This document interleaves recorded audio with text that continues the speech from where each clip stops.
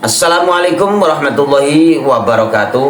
Saudaraku pemirsa sekalian dimanapun Anda berada, kali ini lagi-lagi ya santri gunung membongkar bagaimana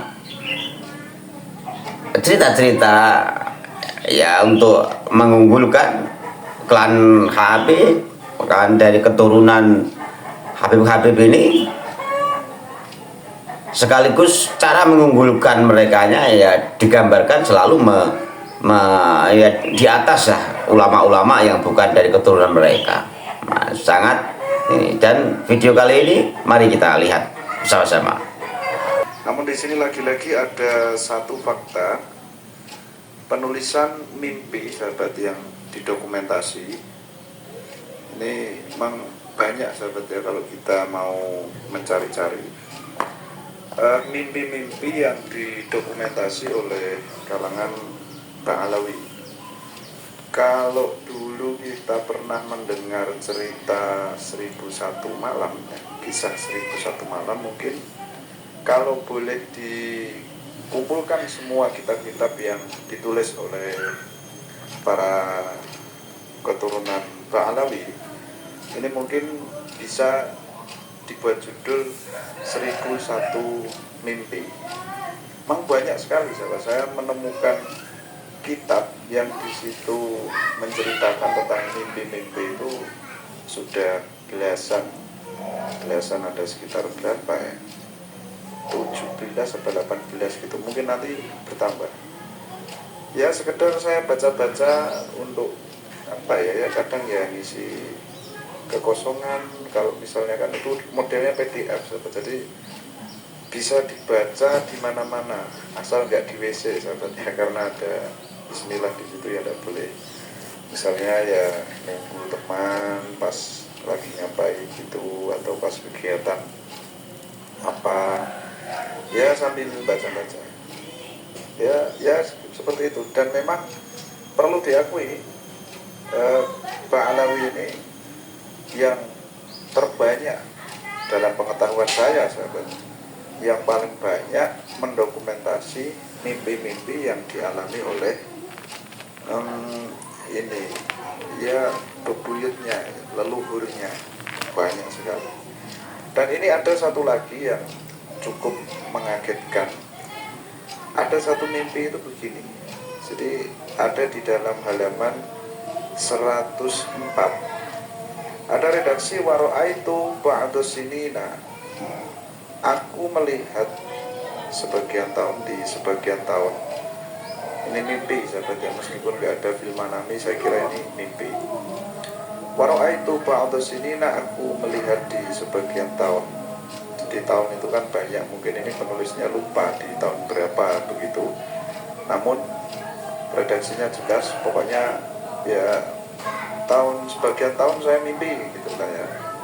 Saya mimpi ka'anna qailan yaqul, seolah-olah ada yang berkata begini, Allah kasyafa li Sayyidina Ahmad bin Zain al-Habsyi Alwi, Allah telah membuka, mengkasyaf, seperti itu yang mungkin sahabat tidak asing ya dengan bahasa kasyaf.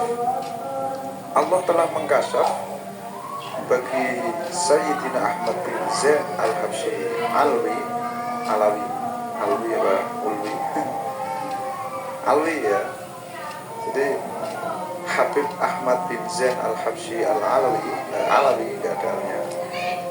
Allah telah membuka bahron minal ilmi, segorong ilmu, lautan ilmu, bahron lautan minal ilmi, dari ilmu, lam yuksyaf, yang lautan ilmu itu tidak dibuka.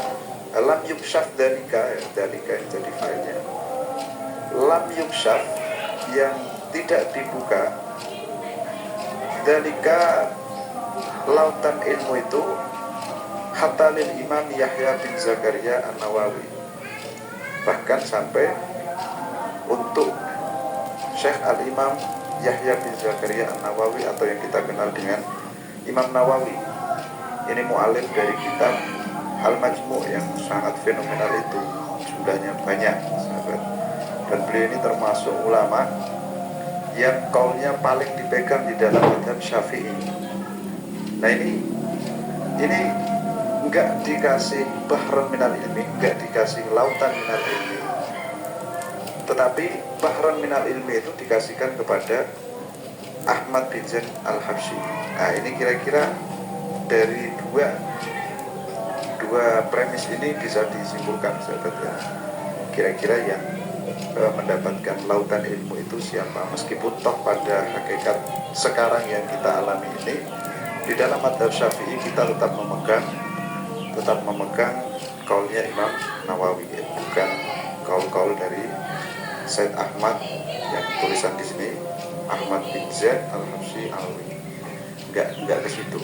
Meskipun di dalam buku ini tuh dikisahkannya adalah ada tuh orang atau pokoknya ini semacam qail ya, ini nakirah betulnya, seperti anak qailan, seakan-akan ada orang yang berkata bahwa lautan ilmu dibukakannya kepada Ahmad bin Zaid al-Habsyi, yang lautan ilmu itu tidak dibukakan kepada Imam Nawawi. Padahal Imam Nawawi ini sudah luar biasa, karya beliau sangat luar biasa, sangat banyak, hingga saat ini kita bisa nikmati sahabat ya, Majmu', Rawdatul Talibin, bahkan kaul-kaul beliau ini dinukil oleh banyak sekali ulama-ulama.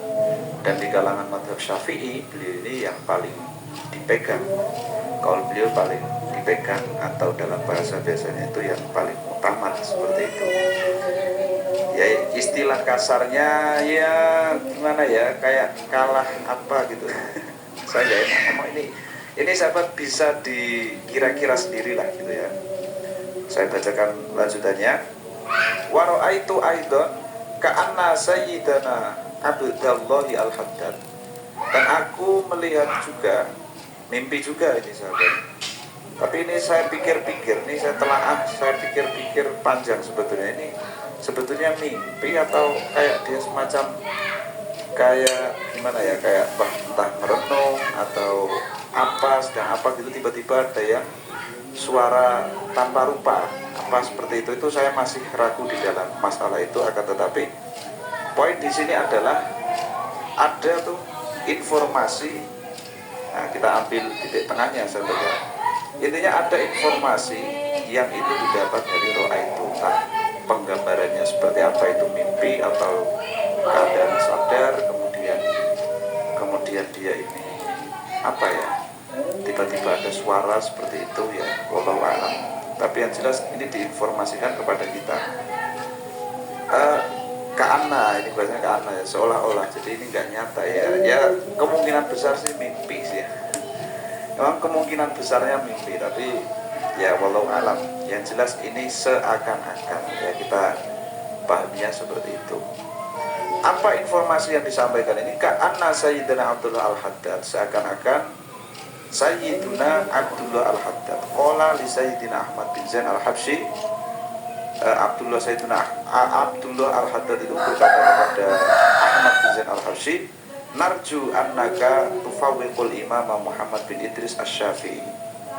Narju, kata Abdullah al-Haddad, di posisi seakan-akan itu dia mengatakan, narju, aku berharap, annaka, sesungguhnya engkau, tufawwiqu, engkau mengungguli al-imama Muhammad bin Idris asy-Syafi'i, mengungguli Imam Syafi'i. Faqo ini kan fawwaqo yufawwiqu, mengungguli sahabat. Ini cuma berharap, dan itu dalam posisi seakan-akan sahabat ya, jadi tidak nyata, cuma seakan-akan. Dan itu ada kayak ada Abdullah al-Haddad itu berkata kepada Ahmad bin Zaid al-Habsyi itu, aku berharap engkau dapat atau bisa mengungguli Imam Syafi'i. Nah, itu posisi seakan-akan. Fi ilmu zahir, di dalam ilmu zahir. Ilmu zahir ya yang bisa kita lihat, itu ilmu zahir, hukum-hukum, nah itu ilmu zahir. Fadlan an ilmu batin, apalagi lebih-lebih di dalam masalah tentang ilmu batin. Nah ini jadi ada ya seperti itu sahabat. Saya nggak bisa menyimpulkan, tetapi redaksinya begini. Nah ini banyak model seperti ini, banyak sahabat, dan ini mesti kita waspadai. Ya bukan kita mengklaim gimana ya, tapi kok ini diceritakan dengan gimana gitu loh. Kemudian au qariban min hadza, atau qaulnya itu ya dekat dari makna dengan lafadznya dan maknanya, seperti itu sahabat. Dan ya banyak sebetulnya yang seperti ini, entah apa yang dituju, ini menceritakan pengalaman atau hanya sekedar membranding atau seperti apa, tetapi faktanya memang banyak sekali. Dan ini saya tidak heran ketika ada orang-orang itu penasaran, ini kenapa hal-hal semacam ini kok harus diumumkan. Dan saya juga penasarannya gini, kira-kira ulama-ulama kita yang khususnya di kalangan NU seperti Gus Dur atau Syekh Hadratus Syekh Asy'ari atau Mbah As'ad Syamsul Arifin dan Mbah Syekhuna Khalil Bakalan dan semacamnya, kira-kira beliau itu menyukai apa enggak ya kitab yang semacam ini dari kalangan Ba'alawi, dan komentarnya seperti apa? Itu yang kadang-kadang saya juga buat penasaran. Karena gini sahabat, jangan-jangan kitab ini itu disimpan kemudian disebarkan ya. Dan itu ternyata tidak hanya disebarkan secara sembunyi-sembunyi, ya beberapa itu ada yang secara terang-terangan menceritakan hal-hal semacam ini. Dan ya saya kira ini kurang simpel ya kalau dibuka umum itu. Seharusnya yang bagus itu yang malah justru ya bagaimana kita menjalani syariat Islam, bukan malah cerita-cerita itu di bagian itu. Sangat saya setuju sekali. Maka kalau ceramah itu sebaiknya ya dibahas hal-hal yang memang ada manfaatnya untuk kita, misalnya ya mengingatkan yang namanya kiai kan yang dipantau ini kan masyarakat, misalnya masyarakat ini banyak yang mengutunya, misalnya ini kok kurang bagus ya. Saya sepakat sekali itu kalau ceramah-ceramah membahas seperti itu, atau mungkin ya di dalam sosialnya. Ya memang seharusnya seperti itu sih ya. Itu saja lah ya sahabat. Sekian, ihdinas siratal mustaqim. Bagaimana sahabat-sahabat sekalian, begitu banyak memang kitab-kitab yang internal dari internal Ba'alawi ini ya hanya mengunggulkan dari kelompok mereka ya, ulama-ulama yang dari kelompok mereka sendiri, dan secara tidak langsung dengan cara mengunggulkannya ya sudah biasa selalu membuat perbandingan dari ulama yang lain ya gitu kan. Bagaimana kita ketahui seperti halnya ingin menaikkan Faqih Muqaddam dengan cara ya merendahkan Syekh Abdul Qadir Jailani ya kan, gitu di kitab internal mereka. Dikatakan bahwa Syekh Abdul Qadir Jailani itu masyhur di dunia, namun kalau di akhirat itu yang masyhur Faqih Muqaddam ya kan. Nah, karena memang faktanya sampai sekarang ini tokoh-tokoh yang tidak jelas apakah ini tokoh yang historis ataukah tokoh fiktif kan. Namun melihat cerita-cerita ini kita semakin tidak nyaman lah kita sebagai sesama muslim mendengarkan cerita-cerita yang dalam hal mengunggulkan banyak dengan cara merendahkan orang lain. Ini harusnya memang disadari ya, sampai sekarang dan klop dengan ceramah-ceramah dari mereka yang diambil dari kitab juga, yang mengatakan 70 Habib itu lebih satu Habib itu lebih mulia daripada, lebih utama daripada 70 kiai. Arti akhirnya kan klop bahwa ketika bukan keturunan mereka, biar bagaimanapun tetap kalah dengan mereka, apalagi sesama ulamanya pasti kalah ya kan, sesama yang punya ilmu. Ini semakin mendekatkan cerita ini dengan cerita Bani Fatimiyah ya, yang mengaku sebagai zuriyah Nabi, namun akhirnya ya terbongkar ya setelah kurang lebih 200 tahun terbongkar nasabnya. Ya, ini juga sama di negara kita ini, bagaimana di branding seorang dari kelompok mereka, Habib Lutfi, yang selama ini ya di branding sebagai wali kutub dan lain sebagainya. Ini entah siapa yang menyampaikan, nah, kalau beliau wali kutub ya, al kutub dan lain sebagainya, banyak sekali di sini. Nah, padahal ya kita tidak tahu kiprahnya, kita tahu sendiri kiprahnya dibanding ulama-ulama yang pribumi Indonesia sendiri, tidak ada apa-apanya dari mereka semua. Dan mereka terlihat muncul di negara ini ya baru beberapa tahun ini kan, akhir-akhir ini terlihat moncer dan lain sebagainya. Dulu tidak ada. Nama Habib itu diambil ilmunya dari dulu, memang hanya paling-paling kalau kiai-kiai sepuh dulu ya hanya untuk berdoa saja, hanya untuk berdoa, untuk ceramah apa ngajar tidak ada, hanya baru-baru ini. Nah, inilah mungkin karena untuk demi menghormati kiai-kiai kita dulu, sebetulnya mungkin sudah tahu lah mereka, cuman kenapa tidak mendapatkan tempat, banyak tempat ya, karena memang bisa jadi beliau-beliau ulama-ulama kita terdahulu itu ya sudah meragukan sebetulnya dengan keilmuan mereka gitu. Oke saudaraku sekalian, semoga kita semua senantiasa dalam lindungan Allah, mendapatkan rahmat Allah ya, akhirnya kita juga mendapatkan husnul khatimah di akhirnya nanti.